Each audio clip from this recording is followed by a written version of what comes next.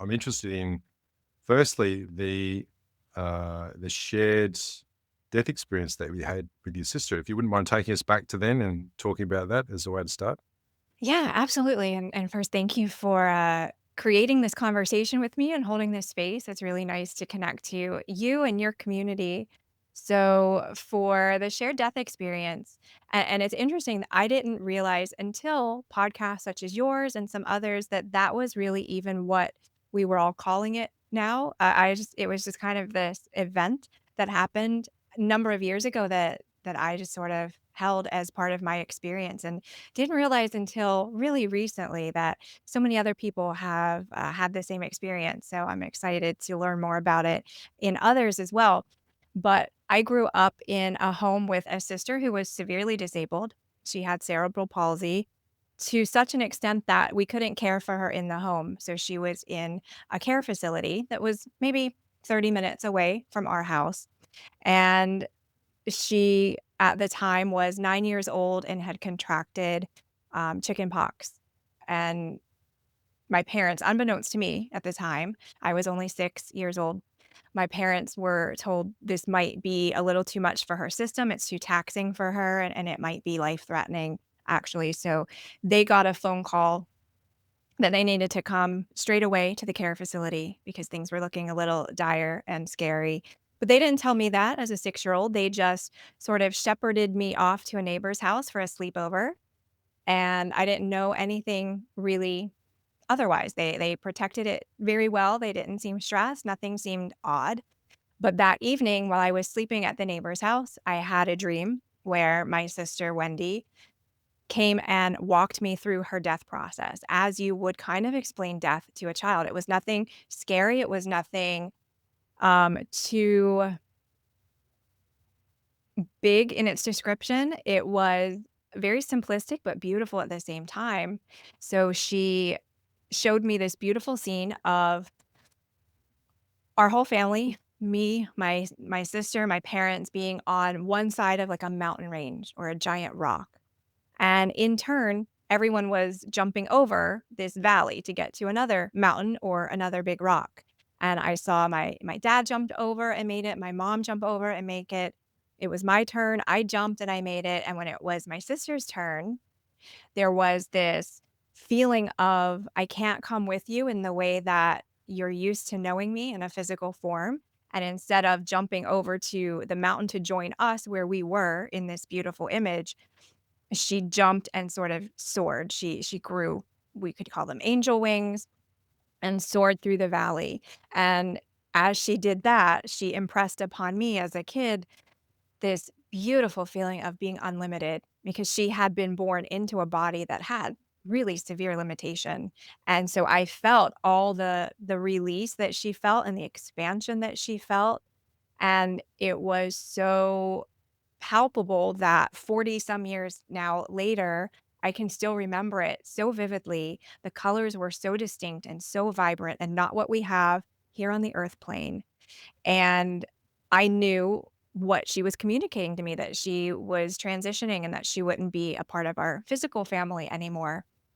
It wasn't until the next day when my parents picked me up from my sleepover that they told me what had happened, and I kind of had this sense already that I needed to let them explain it because it was part of what they needed to do to explain it to me rather than me kind of saying, "Oh, you won't believe the dream that I had, let me tell you." So I kind of had this understanding of I witnessed this in the way that I did, but it was a little private or secret for me at the time, and we needed to still go through kind of the machinations of the death and dying and grieving process as we typically do in our societies.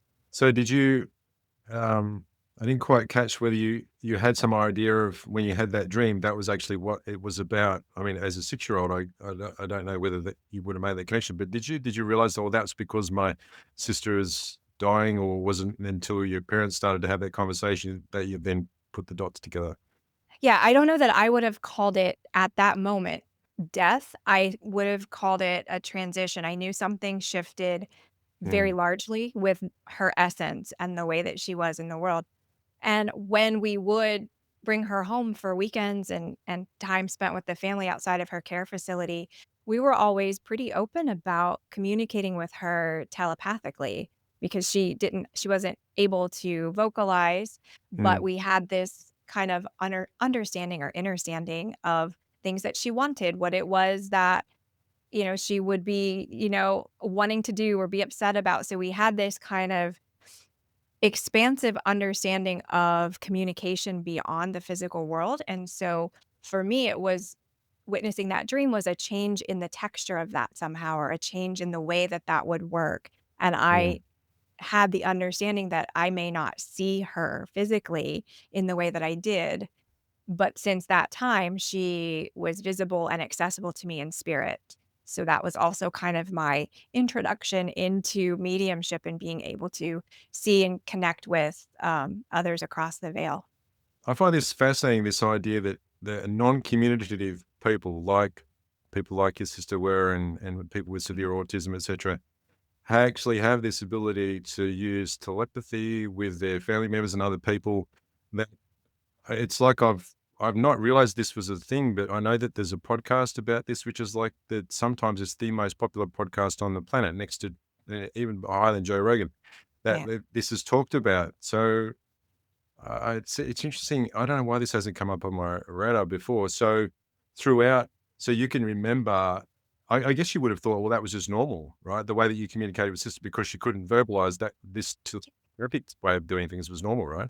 Exactly. That was my everyday. That was very normal for me, where it became a little uncomfortable for me, or where I started to realize that wasn't the norm, was when I would maybe go to class and try to talk to other students, or I can remember being really young, perhaps kindergarten, 1st grade, and we had this routine of when you came to school on Monday, all the students kinda sat around in a circle and would say, "What did you do this weekend? What did you do this weekend?"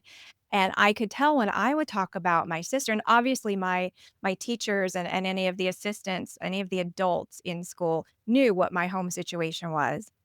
But I would, explain, "Oh, my sister and I had this conversation," or "We did this," or "She laughed about that," and I could see their expressions, like, thinking I'm making it up, Mm, that couldn't possibly be right. So, I started, because it made everybody so uncomfortable, I kinda stopped talking about it with others, but it was pretty clear to me that it wasn't the normal experience that we were having, but yeah, for me, it was everyday life, it was just how it went. mm. And was that the first, that dream when your sister passed, was that the first kind of experience that you can recall that was really quite profound? And did that sort of, how did it evolve from that point onwards in terms of your connection with spirit? Great question. So that was my first experience with witnessing and communicating with the other side. There had been at least one death in the family, but it was an uncle or someone I wasn't really close to. So I hadn't really experienced any significant passing or transition or death. What occurred really quickly after Wendy passed away was that I would hear her differently. And she now had a voice, and the way I interpret and connect with spirit, they're kind of in different locations, often off to the left-hand side for me. So where when I would have communicated with her when she was in a physical body, it felt more inside my head that I would hear something, or even in the space of the heart, which I'm wearing this big heart that we talked about. Uh, but now I could hear almost like an external voice that was outside of me, but I knew to be connected to her. And she would kind of give me the grand tour of what it looked like on the other side and share images with me in that way. But also, the best way I can describe it too is feeling like there was this other presence. If you can imagine having a motorcycle with a sidecar, there was now me as the motorcycle, but this other being that I felt really clearly. And I had already had some experience with having my guides and knowing that there were other beings in the world that were connected to me, not attached, but connected. And Wendy's energy felt a little closer. It felt different in frequency. So I was able to discern what her communication style was versus some of the other things I had experienced. And just getting little little things. So as the adults around me were processing her death, as they should have done, and as we do, they were talking to me about, Wendy's in heaven now, or this is what that is like. They were helping me as a human, Heather, walk through the grief process. But as they would tell me different things or project different scenarios or different belief systems, it's like I had this other awareness of, yeah, that's not really how it works though. Or that's not what Wendy is showing me that is occurring. So I was kind of seeing this construct of so many of the perspectives and values and beliefs that we hold maybe a little different in spirit world, which was a lot for a kid to kind of hold those 2 perspectives, but from then on, Wendy kind of became part of my team of guides for a period of time and was just really present in a different way. I wanna say a less grounded way. When she was attached to a physical body, there was just a different feel to how she would communicate, and now it was unlimited and expansive. So could you give us an example of some of the things that Wendy over time, some of the sort of concepts that we generally hold as, I guess, the truth in Yeah. our everyday life, and then compared to what how Wendy explained to you that were really quite different? Can you think of Yeah. any? I can think of a great one, the one that had me kind of, like, frustrated as a kid because I also didn't want to call any of the adults liars. I wouldn't have stood up to anybody in that way, but it was just this, like, "Oh, man, you've got it a little bit wrong." And a really simple one was I remember being told that, Wendy was eating some of her favorite foods now in heaven. And her perspective was, "That's the least important thing. I can choose to experience food if I want to, but it's not like I'm sitting around eating a bowl of cereal. There's so much more to see and do." And I would see these scenes of if you've seen the movie What Dreams May Come with Robin Mhm, Williams, it mhm. was Yeah, that's a great very film. similar to that. It was Yeah. just vibrant, and whatever she could imagine, she would be there so quickly, and so, there was a little bit of laughter that, like, as much as we do love food as humans, that's, like, the least of our things that we're kind of interested in when we transition. So, it was Mm. little things like that. I don't know that there was any course correction or guidance given specific to, like, different spiritual doctrines or anything like that. But it was the little everyday stuff of what do spirits do on the other side? How do they spend their time? And from her perspective, it was always there's absolute wealth of choice. Whatever you want to do, you can experience. You stay tethered. You're not untethered, you stay tethered to your family unit to the extent that you want to, and you're always a thought away, even if you are kind of off doing something else on an adventure, on an excursion, and eventually, she came to communicate to me that she also took on different jobs or professions. So one of the things that she did was connect with a spirit team that works in hospitals or care facilities, working the energy of the space. So if you can imagine being in a hospital when someone passes away, their family leaves, there's this kind of coagulation of grief and sorrow and frustration and sadness and anger. There are spirits that come in and kind of like a janitor, clean that up energetically to keep the spaces, as primed and optimized as possible. So that was interesting to see that number 1 was a job, and number 2, something that, she took on because it made sense from her background of being in a care facility. Did your sister, communicate much about, I don't know, was there a plan as far as her physical embodiment went and the difficulty of being in that body and what the was there some purpose to that, and did she ever communicate that Y with you? Yeah, it was her soul's choice to come in a limited fashion to share the theme and different ways that we can connect to love. So for her, it wasn't she didn't deem it as a punishment or a limitation. It was a choice, kind of like choosing a really small budget car versus a nice Rolls Royce or something that you could spread out in. For her, she wanted to come into this compressed body that had challenges that could not speak for itself, could not move without the assistance of others because in doing that, so many other people had to become bigger versions of themselves, more unlimited versions, more generous, have more compassion, have more patience, and not just her immediate family or her immediate caretakers, but if you kind of extend out from that, almost like an echo from there, it's people who would hear the story. I remember as I grew into, like, my teens and early 20s, it was really challenging for me to talk to other people because so few people have the experience of having someone with a severe disability that either they don't know how to broach the topic with you, or they get kind of weirded out about talking about it, and they don't wanna Mm, hear it. It's, like, outside of what they can comprehend or what they're comfortable with. So, when individuals come in with these beautiful gifts, I think, of inhabiting these bodies that have what we perceive as limitations, there's really just this ripple effect of their impact and how they're allowing other people to see possibility, see limitation, and reframe it, and just have these different awarenesses of what it means to be conscious, what it means to be a soul, what it means to be a human. It was really kind of a almost like the special forces or the Navy SEALs of a soul to come into that limited experience. wow. So going as you're young, sister passed, and you're getting older, I understand you had some pretty unique dreams as a child where you could review your day. Could you tell us about that? Yeah, that was kind of concurrent with, when Wendy was still alive, and then it picked up speed after she transitioned. I would have almost a mini life review every night, and Wow, every night. yeah, I know, right? I when I say that as an adult, part of me wants to be like, "What were you getting into as a kid that you, like, needed that kind of that balance sheet every night?"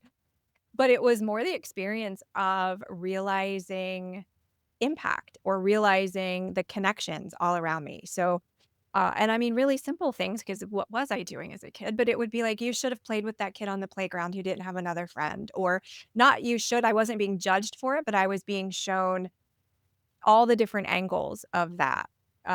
Not being chosen by someone. There was a certain girl on the bus that I used to take to school that no one really wanted to sit with. And so I would often see her in the dreams at night and how that made her feel and things like that.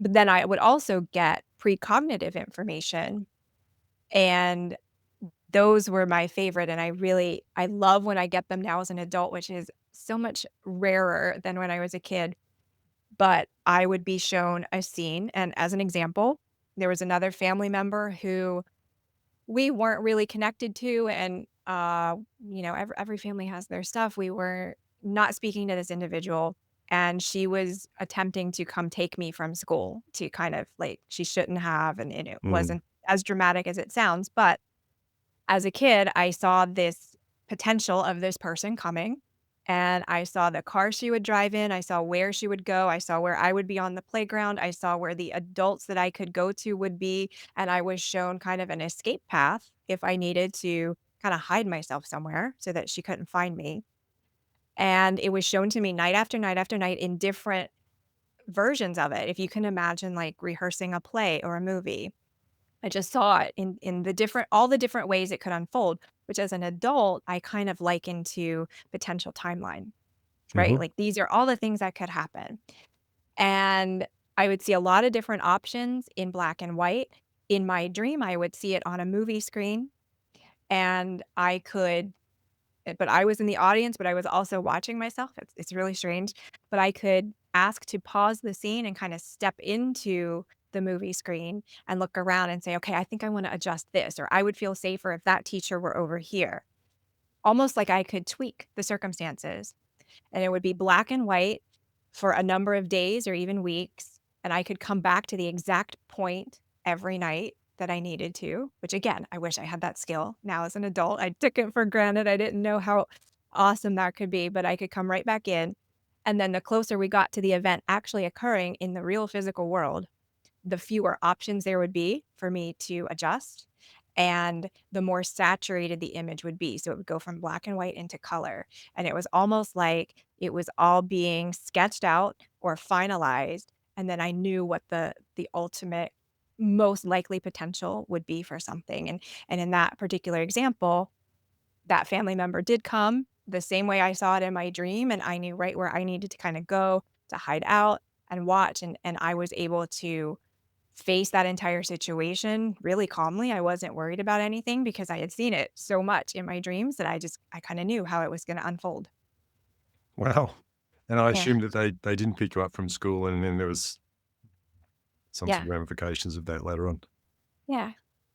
Okay, so, um, were you able to talk with your family members about what was going on with you, from early times? Was there someone who I've spoken to other guests, and sometimes there's like a grandmother or a mother or a family member who's like, "Yeah, that's normal, like, that happened to me." Was it like that for you, or were you on your own to a degree? I was on my own to a degree, and I didn't have any me too, so there was no one in my family who really had similar experiences or could share that aspect with me. A lot of what I experienced, I was keeping to myself as well because I saw, like, my parents in particular were grieving the passing of their daughter, and there were a lot of Mm, other things that took off from that. We had a move across states not too long after that, different job changes, and so I also, as a very empathic child, I think I just didn't wanna add to anything, and so mm, I really just wanted to be normal and blend in as best I could.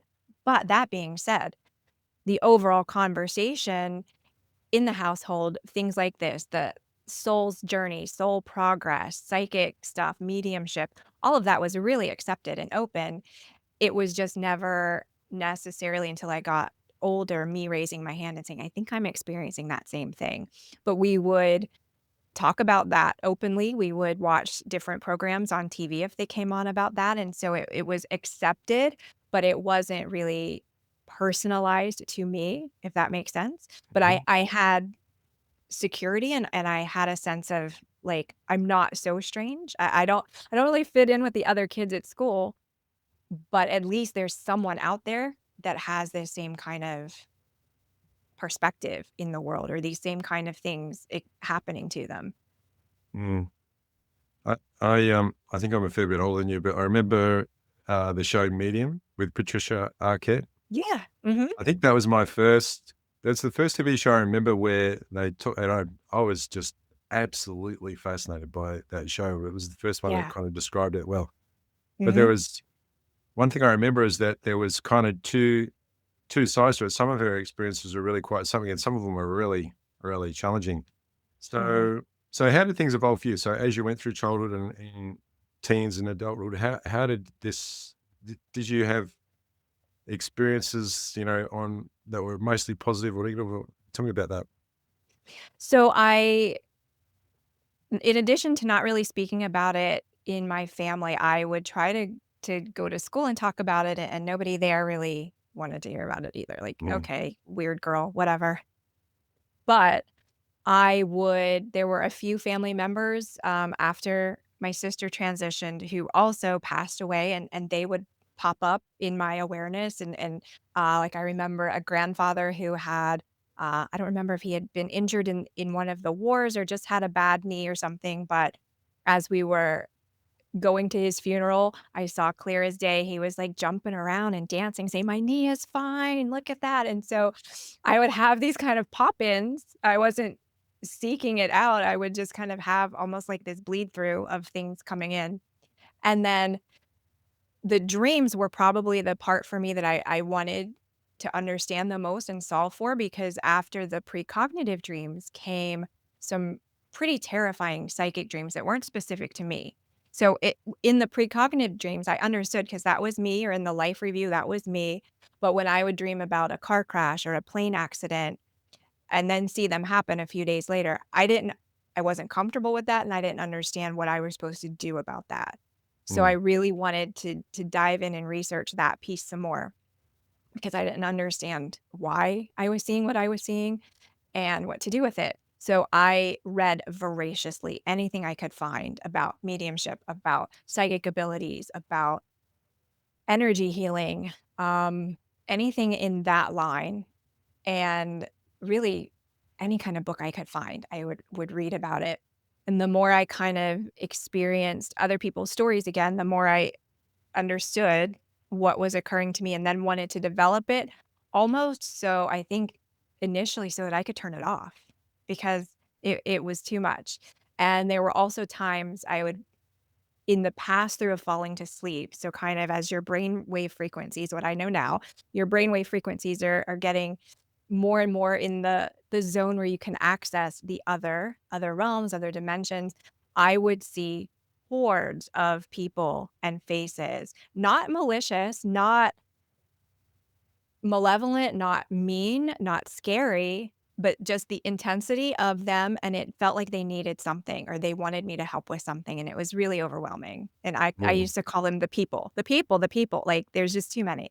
If you can imagine, like, walking into a crowded football stadium and everybody trying to come at you, you, like, can't really hear what anybody's really saying, you feel that they need something. So, I really wanted to turn it off, quite honestly, because I was like, that's too much for me, I'm out." So, in my mind, learning about it was a way I could turn the volume down at least, and I kind of did for a while in my late teens, early 20s, right when you really wanna fit in and you wanna, you wanna date, you wanna go out with your friends, you wanna do stuff like that. This stuff was too much for me. It didn't feel like it meshed with real world, so I ignored it, I turned it down. Somehow I kind of disconnected from it until I got probably into my mid-20s and started to connect with some friends who were curious about tarot and would start having different conversations about other things kind of connected to the stuff that I knew I had been experiencing. And they gave me a place to feel really safe to continue to develop and expand and explore. And so it was then working with friends and friends of friends and having those conversations and having those people who I trusted show up and be okay with what I was doing and okay with the information I was sharing with them, that kind of helped me then feel comfortable bringing it back, up to full volume, if you will. I've my friend Nikki Allen, his psychic, medium, Yeah. I'm sure you've heard of, Yeah. she described it as it's like those who are psychic, they it's like their light is a lot brighter, to those in the Mhm. spirit world. And so they're kind of as soon as they're, like, available, they're immediately drawn in, which is the way you described it then. And so Yeah. it's a conscious thing to kind of dull that in a way so that you can sort of still be in the human world. So Yeah. do you have to actually consciously are you able to like, okay, well, I'm just gonna let whatever comes through, or how does that work for you so that you can just live your everyday life without constantly hearing things going Yeah, on? yeah, I love Nikki, and I love that. I kind of see it as, like, the neon open sign, like, if that's blinking, you're Yeah. getting you're sending a signal that something's coming, but I didn't know how to turn it off for the longest time. Now, when I'm doing this work, I prefer to have boundaries around it, so I kind of have an agreement with my team of guides. If it is something pertinent, relevant, important for me or a loved one or a friend, somebody in my inner circle, you can come anytime. Other than that, I wanna flip that switch. I wanna turn it on, and when I show up to do work with my clients or when I show up to, just meditate and be available for other things, that's me saying, "Okay, I'm open, I'm ready." I've almost like turning your phone on silent or something, like, "Okay, I'm turning the ringer on, now we can connect." But outside of that, I prefer to have that time between that connection as well is really important because what I find a lot too working with clients these days and students, sometimes we get a little stuck into the expanded stuff and we Mm. start to feel like it's harder to be human. And I don't want to because everything in other dimensions in the spirit world and connecting with galactics, that's so flowy and fun and free. And I don't want a human, but we're here to do the human stuff. So if it helps you to switch that off or mute it or turn away from it for a bit to do the work of being human, that in itself is sacred, beautiful work. Then I think that's a balance that's important for anybody to strike if they find themselves getting a little lost in it. and I think maybe I kind of had that tendency as well that, the real world can be really harsh. People can be mean. I don't like it. I'd rather be in that expanded space, but it was a conscious decision for me to say, "Nah, I need boundaries on it, and I need kind of rules of the road of how to engage." Mm. Yeah, I find that too. Like when I hear your experiences, I go, wow, that sounds really amazing. You know, how cool would that be to be there? But I also know after having that thought that I'm fairly compulsive or impulsive. So if I had such easy access to that, I feel like I would just not be humaning too much at all, which would not be a good thing. You know, that wouldn't be good for my Yeah. family or me either. So in a way, I'm kind of glad. I still wish that I could have better access, but I think that, you know, the way it is at the moment probably works better for me, at least for the moment.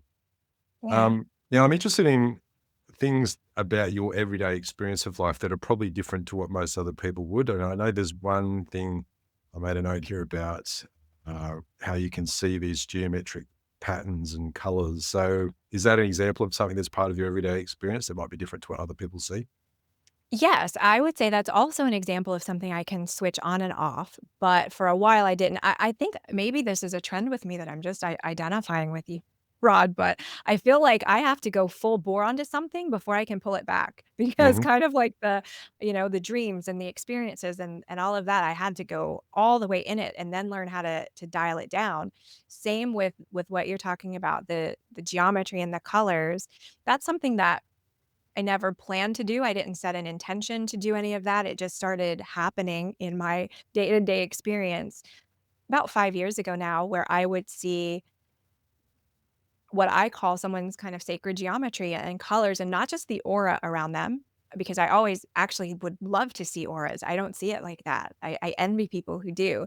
I just see splashes of color with geometry mixed in and almost overlapping someone's face sometimes, and that's where it became a challenge. So I started seeing these in my dreams at first, and I didn't know what it was, but it would be like looking in a kaleidoscope, like the whole dream would just be these shifting colors and geometry, and it was kind of like, "Well, that's great, but what am I supposed to do with that?" And then I started to see it in the real world around animals and trees, and then I started to see it around people, and now I've learned the pull back technique of it, and I can apply it as needed in some art that I do, but that is definitely a day-to-day thing where I just get this when I'm tuned into somebody in that way, I get this impression, this download, if you will, of their geometry, their colors. And within that, there's this embedded level of information of their soul's journey, where they are at this moment in time, the relationships they are having or challenged with, everything like that. It's like this zip drive of information for somebody that just kind of comes in. And it's pretty cool. So that's one of the everyday experiences. What else you got? Zip drive. Now that's a term I haven't heard for a long time. It's Maybe our pretty age much is not so different after all. Uh, so I didn't say so floppy disk, but I could have because I remember those as well, but they didn't yeah, hold as much information. yeah. Um, do you see the geometric things and the colors? Is that like only when you're in person with people, but like on Zoom calls, like we Oh, have now? no, Zoom calls, I don't even have to connect to somebody, so now when I'm doing the art, all I connect with is someone's name and their geographic location, and that'll let the shapes and colors come through for me. Um, but yeah, it for a minute there, it was a little challenging because I would try to have a conversation with somebody and all I would see would be, like, their geometry and their colors, and I'm looking for, like, their eyes and their nose and their face. So yeah, that was fun. It's it's interesting. I've taken DMT one time, right? One experience, and that's what it reminds me of. Is Yeah. it's like a rocket ship to outer space, but there's part of it is this geometricizing of things. I know I can remember my friend who was like managing that, and yeah, everything became like it was almost like a Minecraft, like the kids Minecraft. Everything's blocks. Yeah, That's what it sounds like yeah, to me. uh, Yeah. absolutely, and I think I learn more about it all the time when I'm connecting with it, but it feels like almost the fabric of creation, Mm. um, And someone just asked me a beautiful question the other day. I was reviewing his art with him, and he said it. So, when I pass away and I'm a spirit, am I going to look like this geometry, or am I going to look like myself?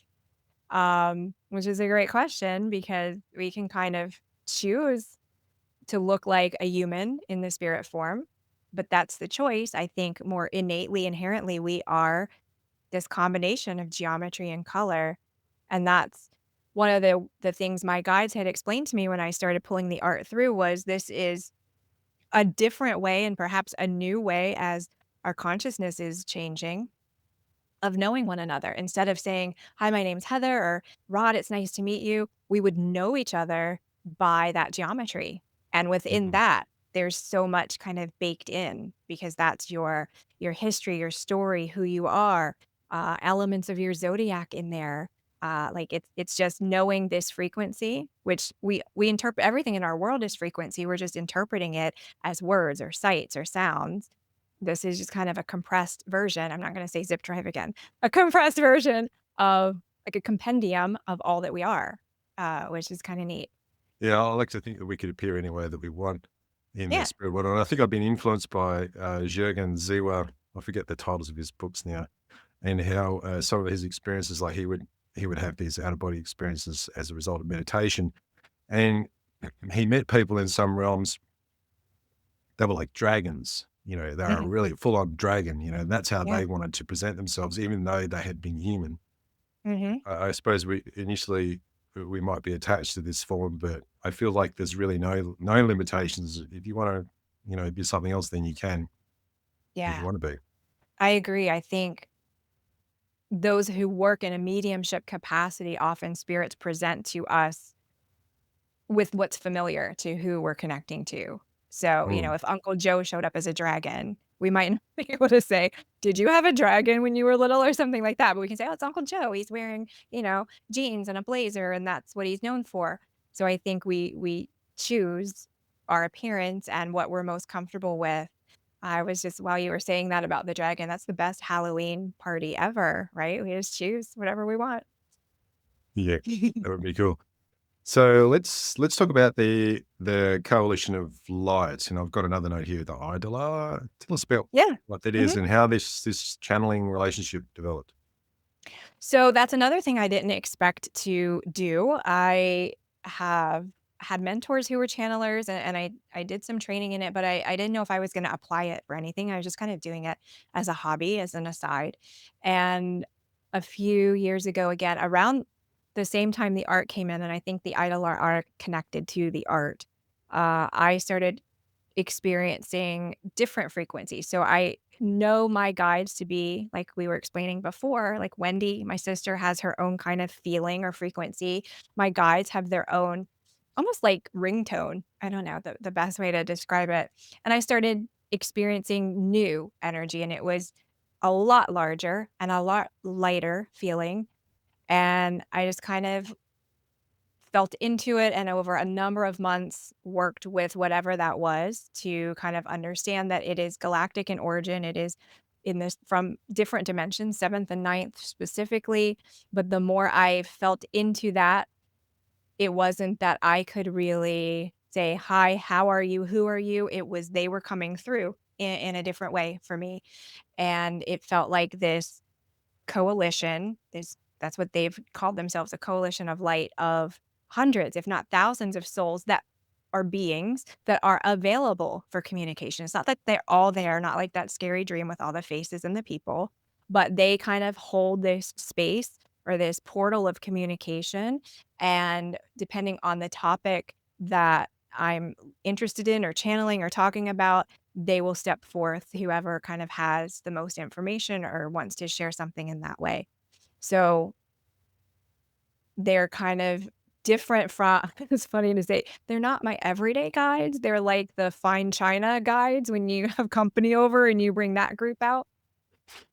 But yeah, it was really interesting because I never expected to go outside the human form with spirit communication, and these are definitely I mean, there's spirits on the team, human spirits on the team, but it's mostly, uh, angels, the angelic realm, archangels, and galactics. as I would call them. I think even us saying galactics is a limited description for because there's so much more out there than we even can explain with our human words. Yeah. And so when they come through, is that, uh, I guess they weren't invited initially because they just kind of popped into your experience, but now you can invite them in, and it's the process of channeling through what they've got to say, one where you're somewhat sort of disembodied, or can you be in the same place at the same time? How does that work? Yeah, it's funny when you were saying, they just kinda showed up. I heard somebody on the team joke that they slid into the DMs, right? Like, they were like, "Hey, we'd like to come work with you now." Um, so it for me, it feels like I'm definitely present, but I am detached from being present as well. Mm, So and that's something I've worked with. I would prefer to have a piece of me still here. I don't wanna be fully in trance where I'm not aware at all, mhm, but it's kind of like hearing someone whisper something across the room. Human Heather can kinda make it out, I might not remember it, but as the channeling is coming through, it's almost like I just become a speakerphone. There we go, mm, probably with another old reference, but, and they just broadcast what needs to come through and using my location, like my geographic and location, and they're just saying in the time-space continuum is like a Wi-Fi signal that they can kind of jump into mhm. and broadcast from. Yeah. You mentioned time there, and it just made me think about it's not something I'll probably never wrap my head around. The That time is like a construct for us here in Yeah, this realm, and then outside of this, time doesn't really exist. I just find that incredible to even consider. yeah, yeah. What do you think about that? Have you ever tried to It's wrap your head around mind-blowing. that? That's one that you can just chew on for a really long time, and pun intended, chew on it for a long time. I think and I don't know if you've experienced this or if you talk to others who have.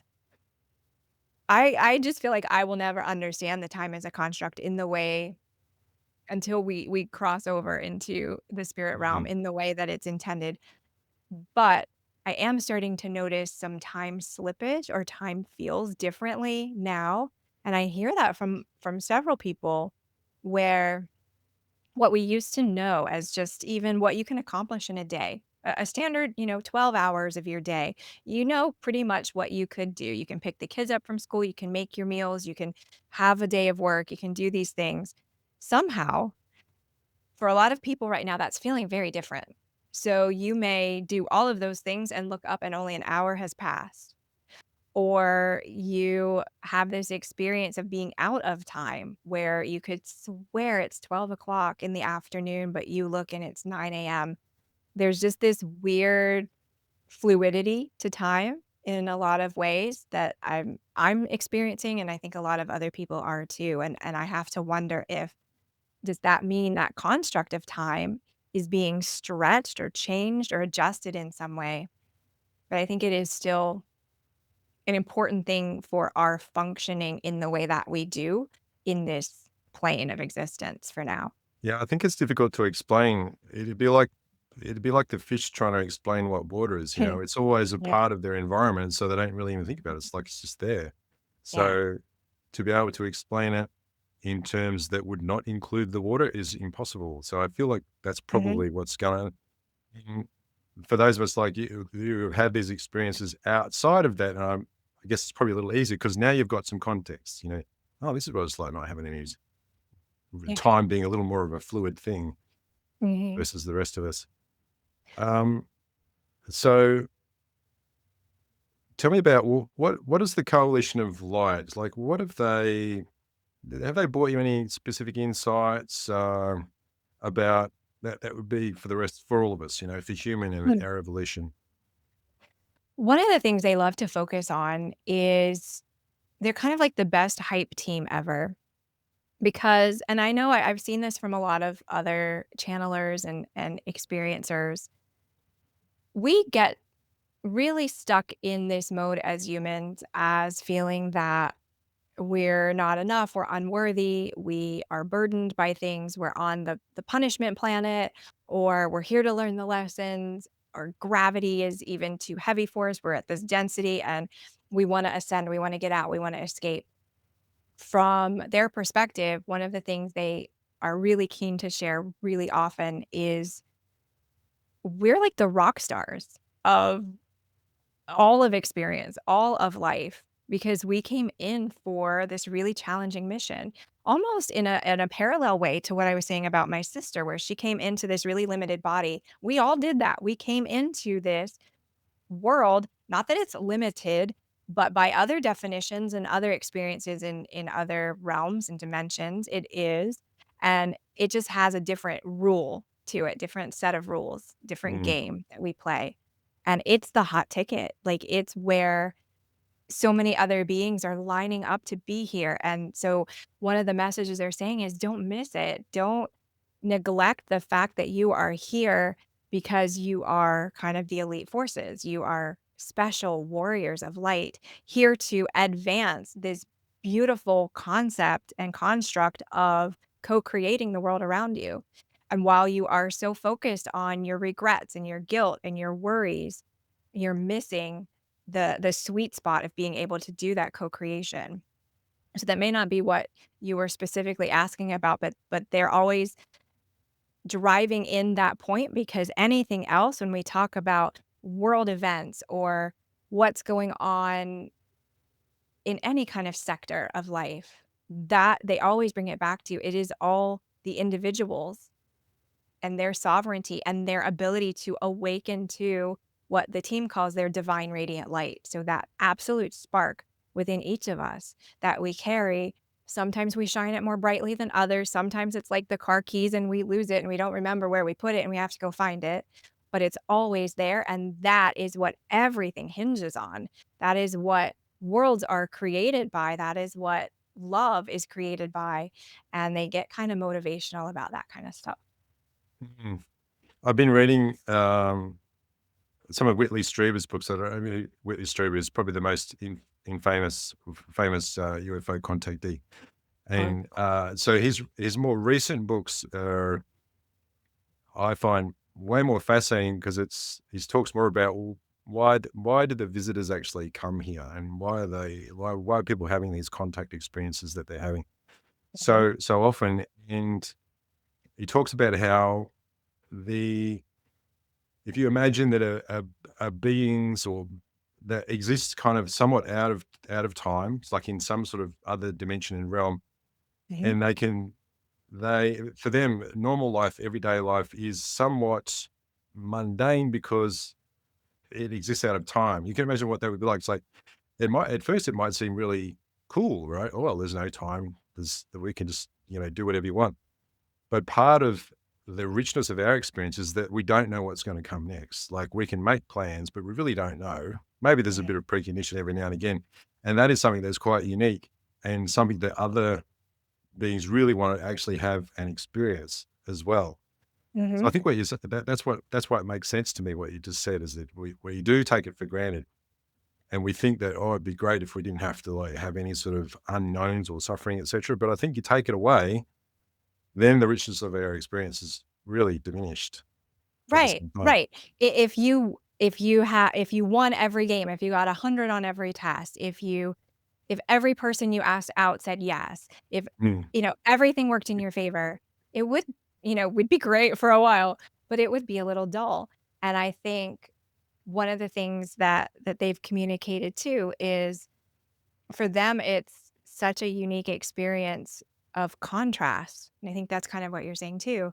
They don't have contrast. And, when as so many of us are talking about ascension or moving up into 5D, the coalition is kind of they joke a little bit that, "Are you really sure you wanna go there?" Because the more you get close to that instant manifestation of, "I think the thought the thing is there," they're kind of like, "You realize you have some cluttered thoughts, and there are some things that you probably don't want to instantly manifest. So this is the time for us to really clean that up for ourselves, and again, pay attention to not our guilt, not our traumas, not our triggers, but how to be better, how to speak more kindly to ourselves as well as others, because as that window of manifestation gets shorter and shorter and shorter, we really want to be sure that we are manifesting the stuff we really want and not all the things we're afraid of.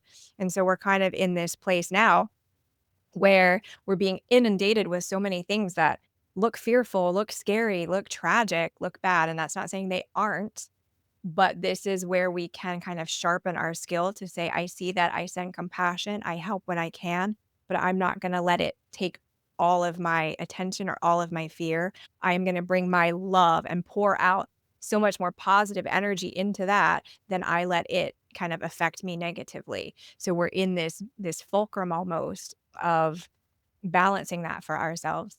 Now, I wanna ask if there's anything that's kind of there for you or from somewhere else for either me or related to this channel, and I ask it in that way because sometimes it is for me, and sometimes it's for someone Mm. else who's in a similar situation, so I just wanna see if there's anything there that you wanna Sure, let come sure. What a through. great question. Let me tune in.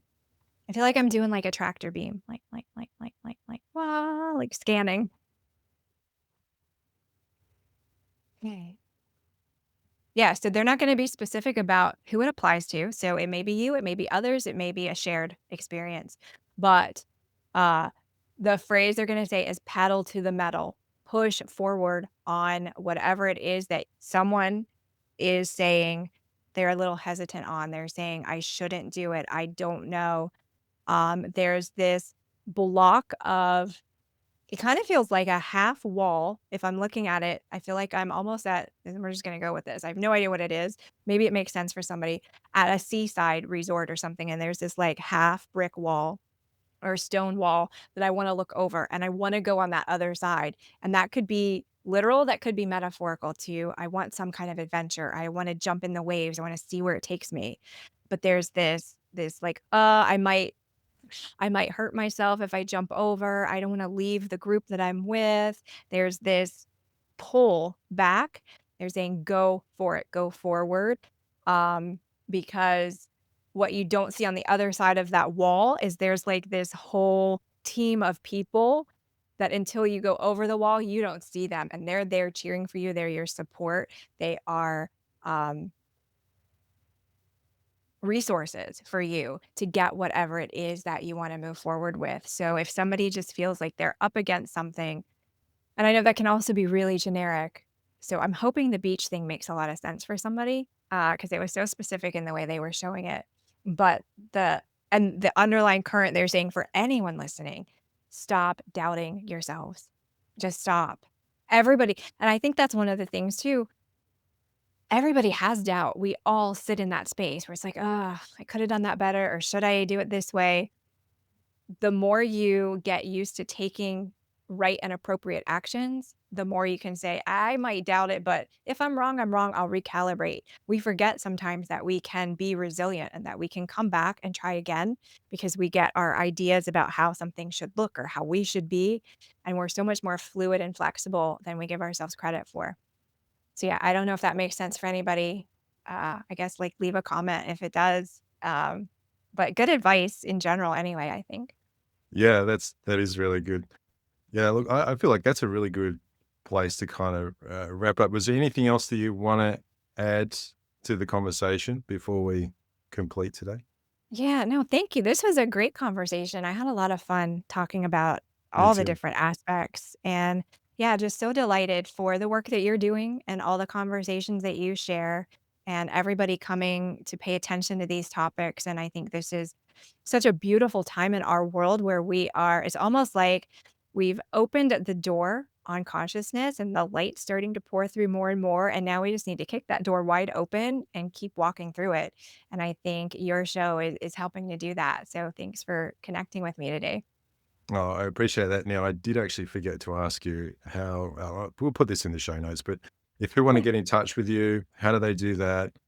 Just do a quick overview of what you've got going on as, courses, books, anything like that. Oh, yeah, thanks. So, anybody can reach me at my website, heathermays.com. That's Mays for Mays. I also have a YouTube channel under Heather Mays. I have a daily affirmations YouTube channel too for anybody who needs just a little reminder of, I don't know, positivity, some good examples on how to set your intention, things like that. And that YouTube channel is Hey Radiant Souls. I offer artwork like we talked about, that somebody can connect with me on that. I also do private appointments, and I have some online courses as well. So would love to connect to anybody who is interested in, pursuing this a little bit further for themselves. Awesome, Heather. It's been fun talking to you today. Thanks for being my guest. Yeah, thanks so much. I appreciate it.